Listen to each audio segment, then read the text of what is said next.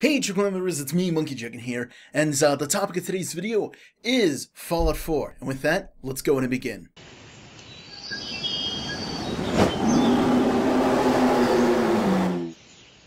Okay guys, I am super excited. There's been a lot of news coming out about Fallout 4, mostly just basically talking about the main features of the game in a way. There is more to come. There has been actually some news that they'll be going over the different specials that'll be coming out. This way we can kind of get an idea for what's going on. I've heard that there will be individual little trailers. You guys know how it kind of went down like in Fallout 3 where they're like, here's your special, it does this, do makes you big and strong, all that kind of stuff. It'll essentially be like this, and it'll re-describe, you know, what they'll be working in, or how they'll affect your character in this coming game, which will be really cool. I'm looking forward to those to see if those will actually come to fruition, if they'll actually come out, or if there'll be something where they just come out alongside with the game or something. We'll have to see. But one of the main things that I want to talk about, we've heard that there's going to be over a dozen different kind of companions, and just like in the past games, you're only going to have one companion at a time, excluding Dogmeat. You are able to have Dogmeat and another companion, just like we've had in the previous Fallouts, although I think they were called something. It was like Rex, I think, in Fallout New Vegas, which is pretty cool. And apparently, you're able to romanticize them, you know, marry them and stuff, much like in Skyrim, which is really freaking awesome. That's super cool. I like that. I don't know how it'll work, whether or not it'll be like, you can have like since you can only have one companion at a time, like if you marry them, do they chill at your house and then you get another companion, much like in Skyrim?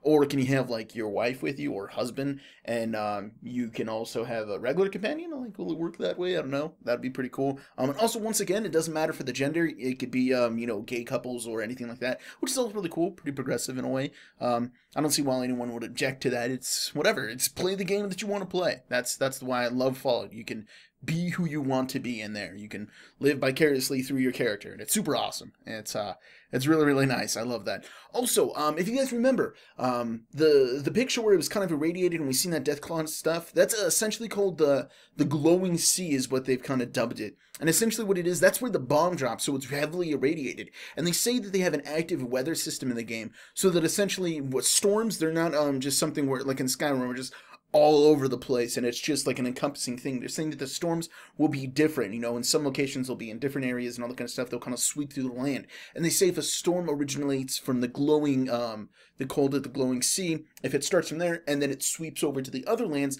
the lightning will be irradiated. And if you get struck, or if it strikes near you, I'm not sure on the exact details, but you will become irradiated, which is pretty cool. It'll be interesting to see if it zaps a random person and then become a ghoul. I don't think they will, but I just think that's kind of funny. It's kind of a thing that I have from like Minecraft.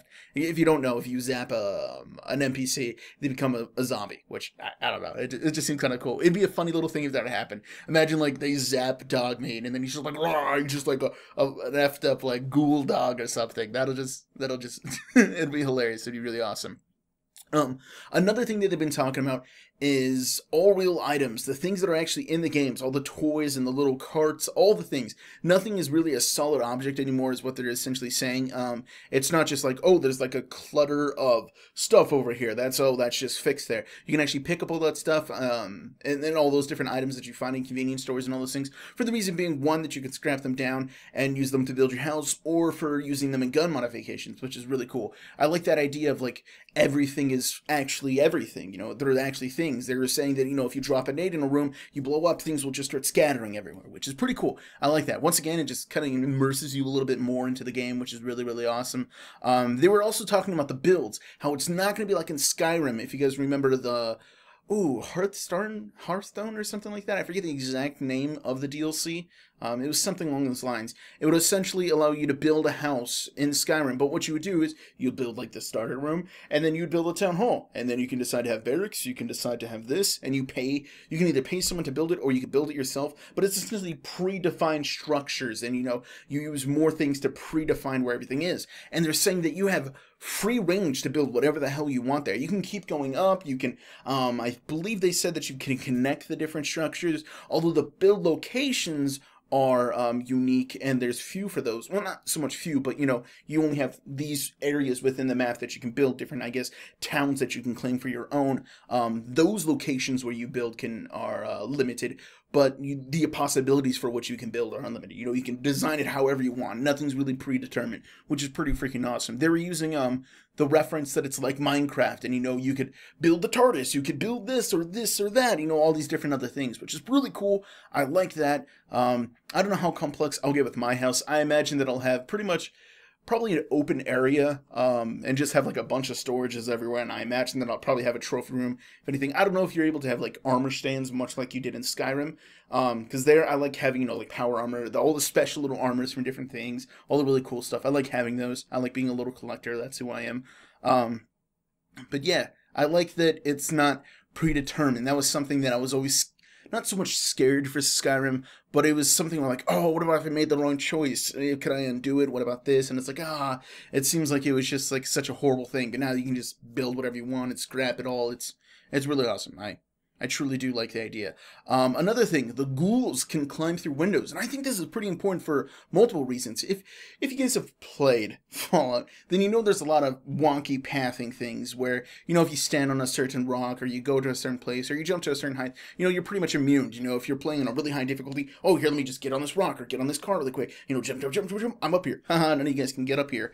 And I imagine that, if you were to jump into a room or something else like that, and you close it, block it off, whatever it may be, now that the ghouls can climb through windows, maybe all the other animals, NPCs have like smarter pathing too. So I think it could be cooler that, you're less as protected. Maybe the ghouls can learn how to jump or something. They didn't state that, but you know what I mean? Maybe it'll just make it that much more difficult. And I like that realism in a game where it's not like, because sometimes you'll walk somewhere, step on like a log or something, and they're like, oh, where'd he go? He's gone. And then they just like run away or something, which is really kind of like, oh man, okay, whatever, easy pickings. It just made whatever difficult thing I was doing easy peasy lemon squeezy. So yeah, I like that idea that they can climb through windows. I hope that the pathing for everything else is much smarter. They also said that gore is still in here, which is really awesome. I don't know when they would ever take out gore. They just mentioned that it is here. I don't think anyone's ever complained about it. I mean, hell, we have perks in there called Bloody Mass. When you shoot someone, they literally explode into like a bloody pool of things, and you see people to get disintegrated and stuff. Then they also, you can chop off heads and all that kind of stuff, which is really awesome. I don't know. It was really cool whenever, I forget what perk it was.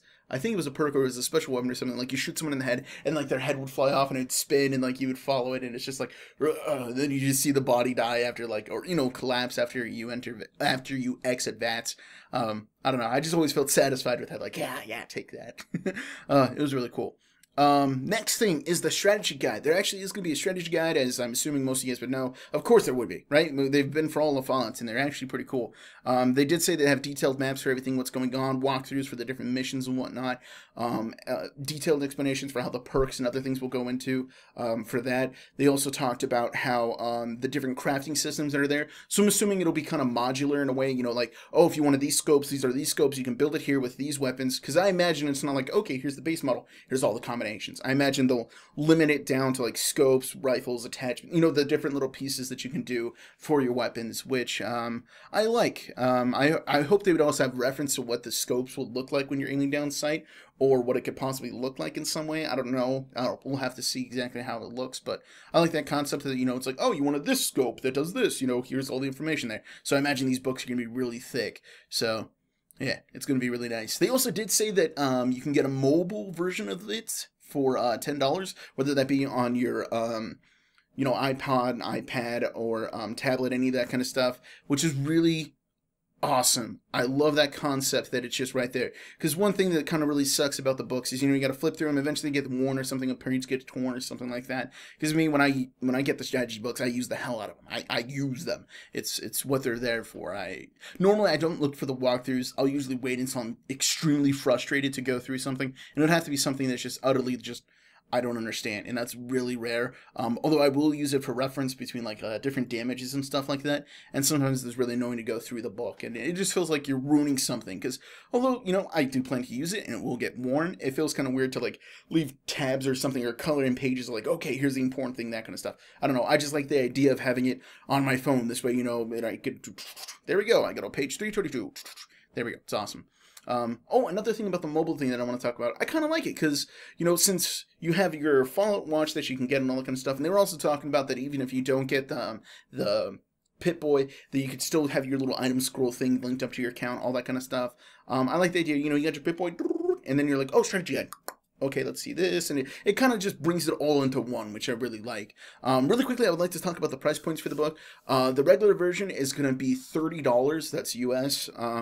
The limited edition one, which is going to be hardcover, they say it's going to be $40. They also said there's going to be exclusive stuff in there. I don't know if it'll be concept art, or I imagine it would just be concept art, or maybe like posters that you can pull out or something. I've known other strategy books to do that. It'd be weird for them to leave like extra knowledge out. Like for the most part, that's the whole point of a strategy guide, is for you to get the knowledge, right? But yeah, it'd be pretty interesting. At the time that I'm saying this, there was a thing that Amazon was actually selling these on discount. I don't know if by the time this goes live and you guys see it that it's still on discount, but I thought I would mention it just in case it is. Get it if you can. I know me personally, I'm just going to fork over the $10 to get it on my phone. That's what I want. I think it's just going to be just a lot more convenient for me, at least, rather than having the book. Of course, if you guys do order the book, it's going to come out when the game does. You're not going to get the strategy book and just like spoil the whole like walkthroughs and stuff. Just in case someone thought they're like, oh yeah, I'm going to get the strategy book. Look, I can look through everything. Like, no, it's going to come out when the game does. So, yeah, it's man, I'm really excited for this game. This game is going to be awesome. I'm super pumped to play it.